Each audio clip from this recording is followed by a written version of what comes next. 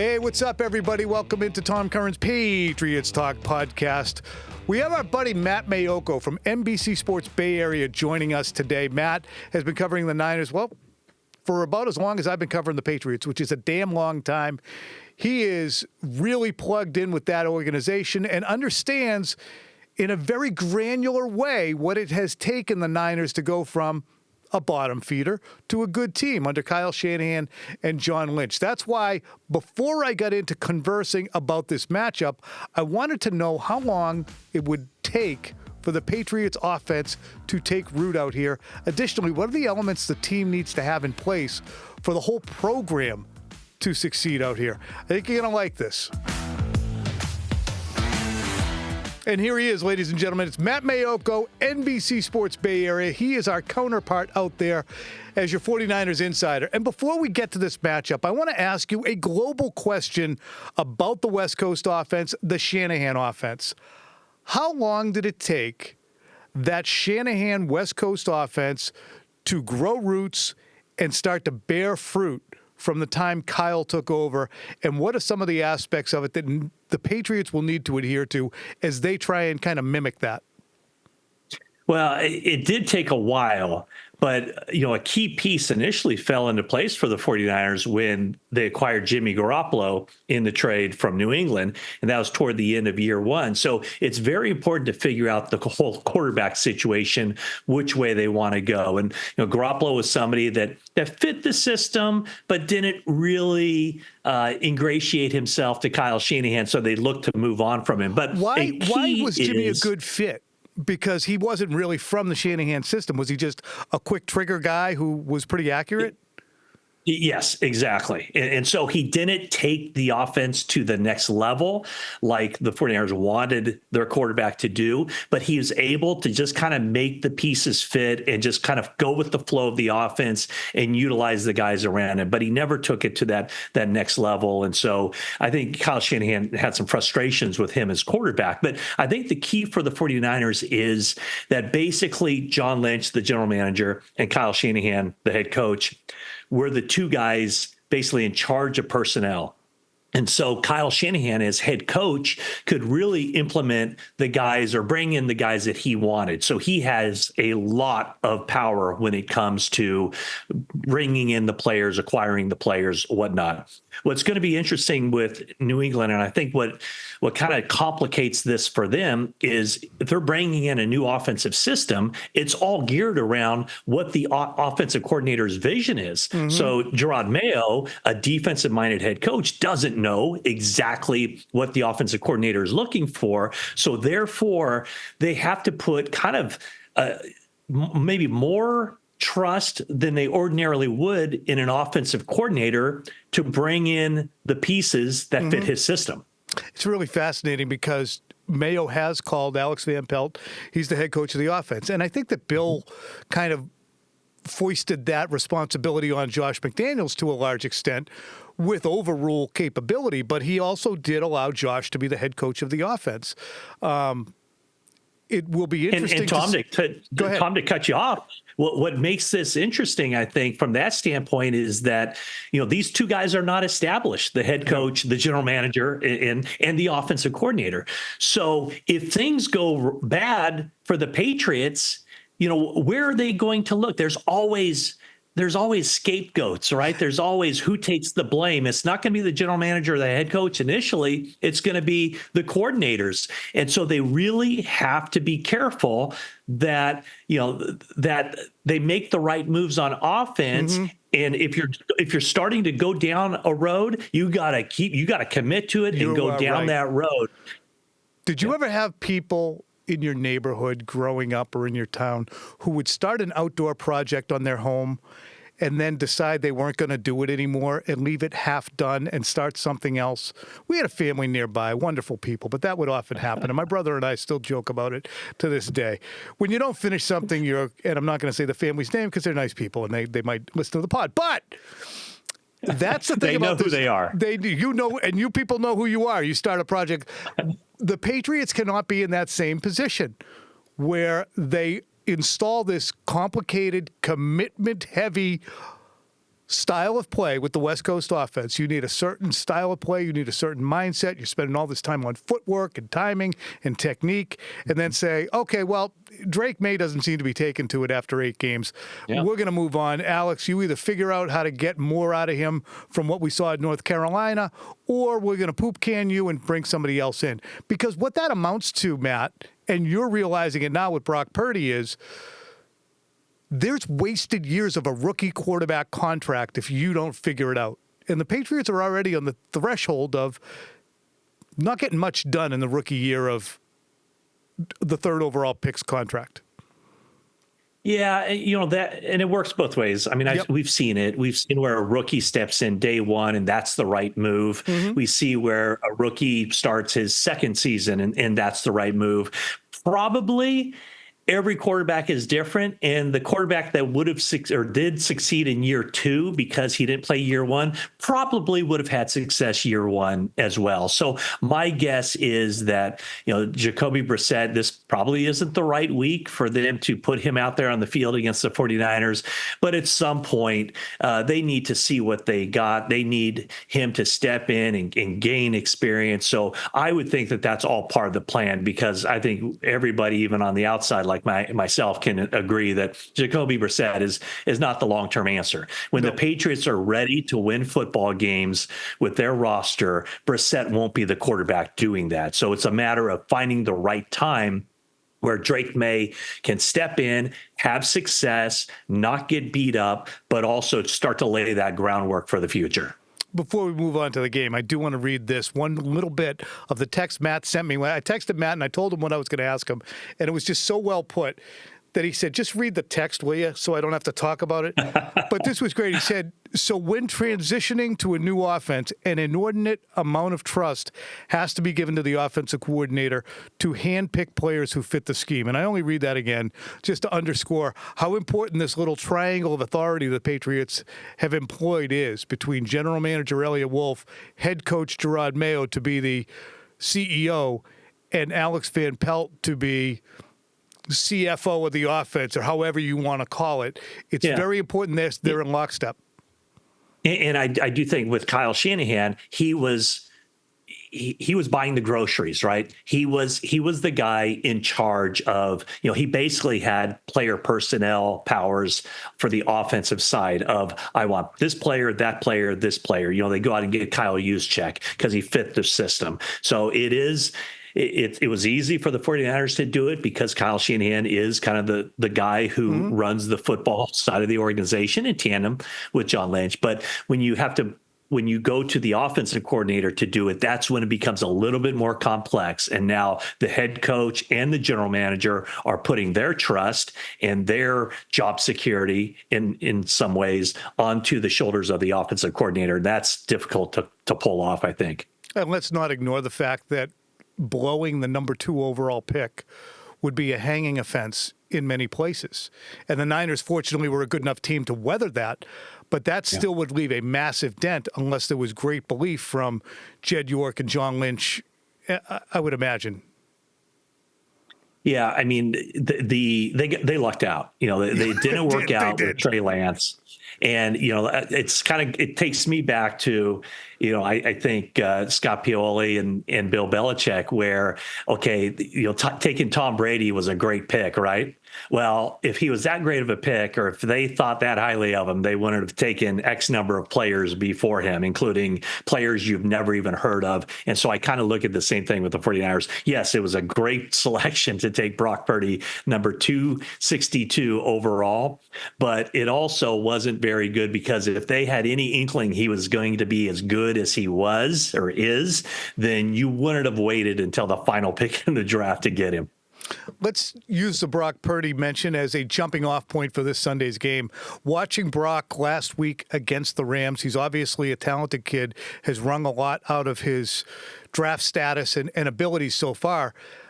But I thought I was watching a player who was extremely indecisive and seemed to be buying time to do things with no real plan in mind. It was a weird performance from him against the Rams. Am I just parachuting in and getting a glimpse, or did it seem weird to you? No, I think it didn't seem all that weird to me. I think you're talking about his scrambles where he's Just running the around wandering and around for 11 yeah. seconds. Now there were a couple plays, but those were plays kind of dictated by the situations. I would say for the most part, he might have made more off-script plays than he has in the past. But maybe a lot of that had to do with them not having George Kittle, not having Christian McCaffrey, not having Deebo Samuel. So, maybe there was some trust issues as far as where he expected his receivers to be and where they were or were not. But I thought he played one of his better games because kind of the knock, I think, nationally on Brock Purdy was, well, of course he's going to be successful. He has all these playmakers, an abundance of playmakers, top four of the top five guys or four, top players in the league at their positions. And the only guy he had on the field on Sunday was Brandon Ayuk.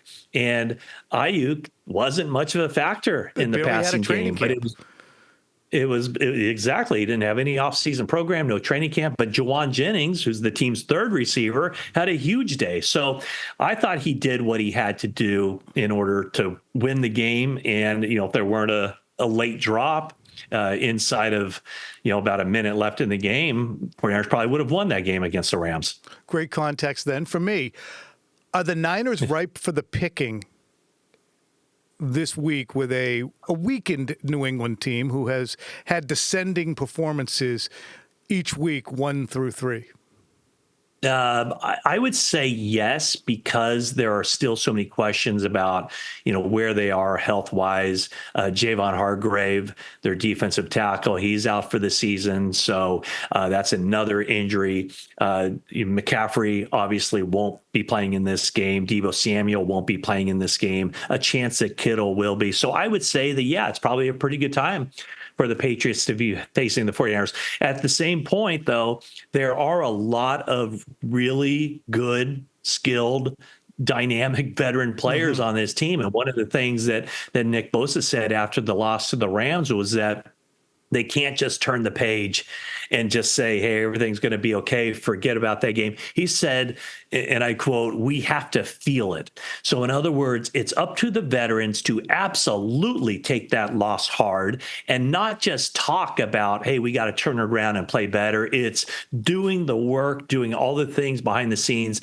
that enables this team to play better and correct the mistakes. So from that standpoint, I guess you could look at it both ways. I'll probably give you the good answer after the game on Sunday, but from a health standpoint, the Patriots are catching the 49ers at a good time, but maybe from a mentality standpoint where the 49ers know they don't have very many more mulligans left, that the 49ers have to be on point and beat a team that they should beat handily on Sunday at Levi Stadium.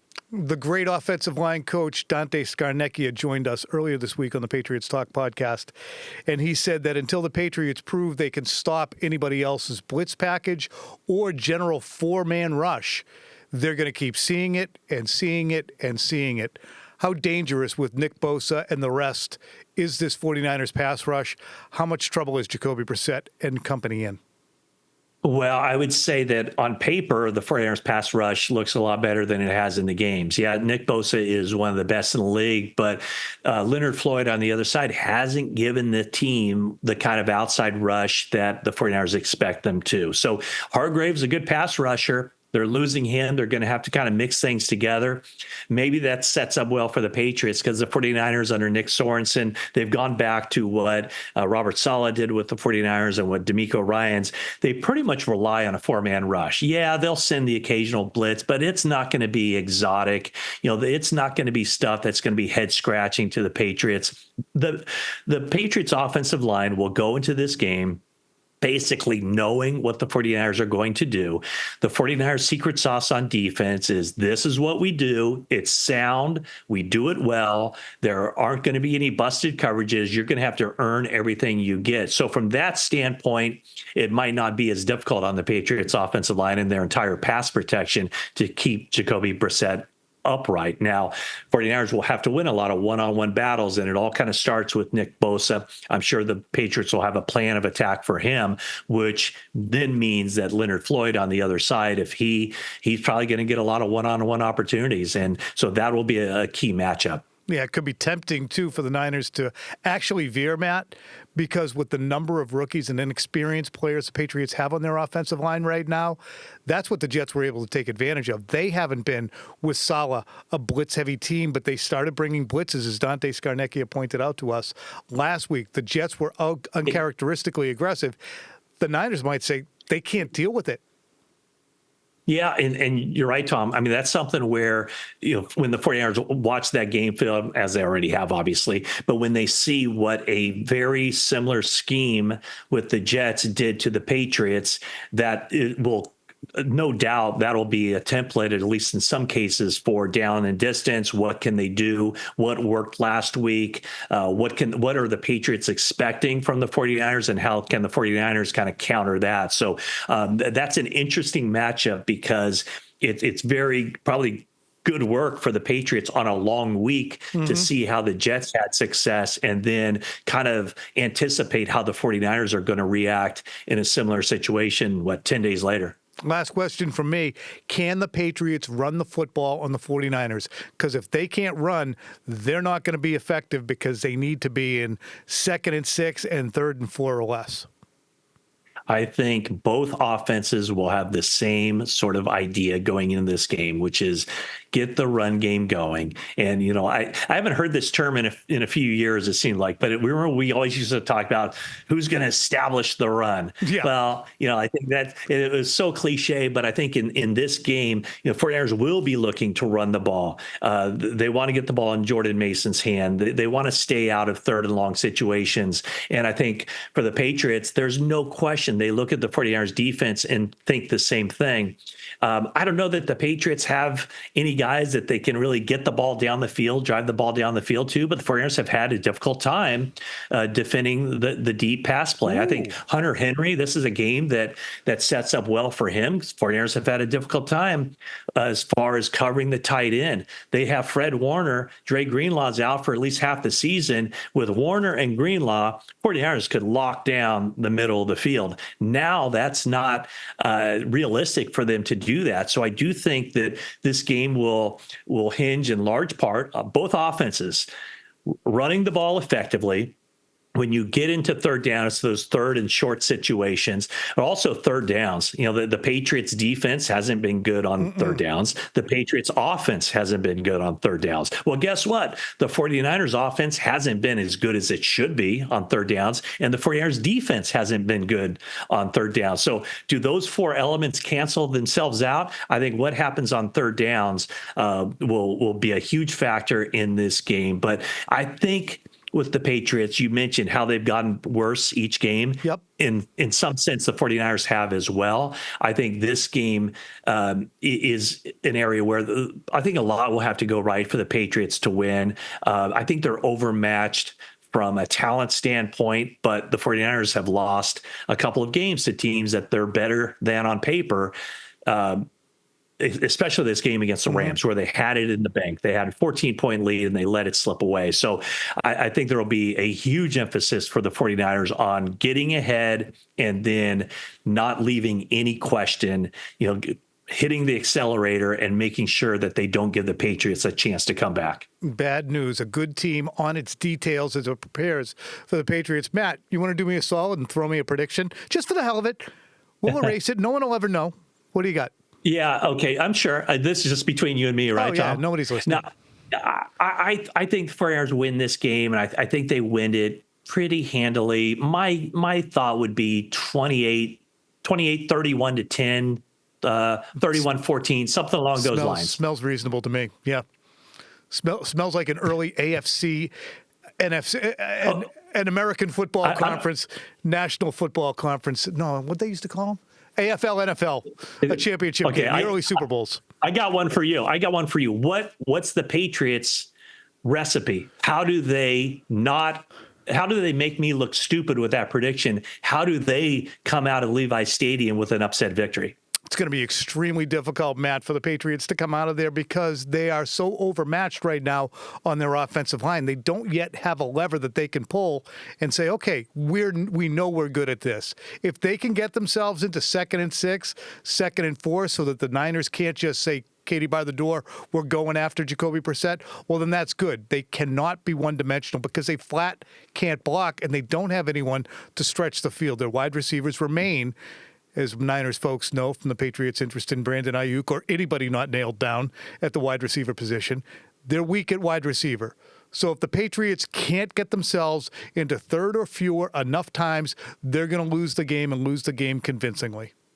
But to win it, third and four or less. To win it, third and four or less, and generate some turnovers, because they're a defense that has gotten really riddled by two veteran quarterbacks the last 2 weeks, Geno and then Aaron Rodgers. So something has to give there. Yeah, I think that the Patriots have the respect of the 49ers, obviously. I mean, they're an NFL team, but I think what the Patriots did and how well they played Seattle. And right now, you look at the NFC West, Seattle's 3-0. All the other three teams, including the 49ers, 1-2. So the fact that the Patriots could have easily won that game kind of speaks to probably how the 49ers really feel like they have to be on point to win this one. Can you just kind of briefly tell me how that game with Seattle materialized and why things were so close and how the Patriots could have won it? Yeah, it's wild to see this game actually in hindsight, because the Patriots only lost because they gave up a 56-yard break down in a bust in coverage, a touchdown to DK Metcalf. He scores from 56 when one of the Patriots' best players, Kyle Duggar, froze in coverage and let DK Metcalf walk past him. They also had a blocked field goal toward the end of the game that took 10 points off the board. So the Patriots lose that game, but they controlled the line of scrimmage, Matt. They were outstanding on third down. They tackled very well. What ended up happening for Seattle was they really exploited the Patriots with Jackson Smith and Jigba, DK Metcalf, and Tyler Lockett deep in the game. And Geno was just efficient. So if there is efficiency from Brock Purdy this week, the Patriots are cooked. But that was the interesting thing. The Patriots, I mean, they had the Seattle Seahawks up against the wall, their hand on their throat, and they just let them off at the end. Mm-hmm. Well, I should know this. I don't know what Brock Purdy's middle name is, but it might as well be efficiency. That's what he does. God bless him. We need some efficiency out here in New England. We had 23 years of it. Now it's gone.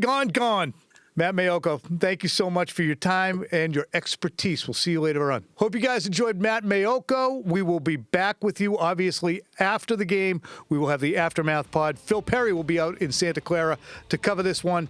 Thanks so much for joining. Take care. Have a good weekend.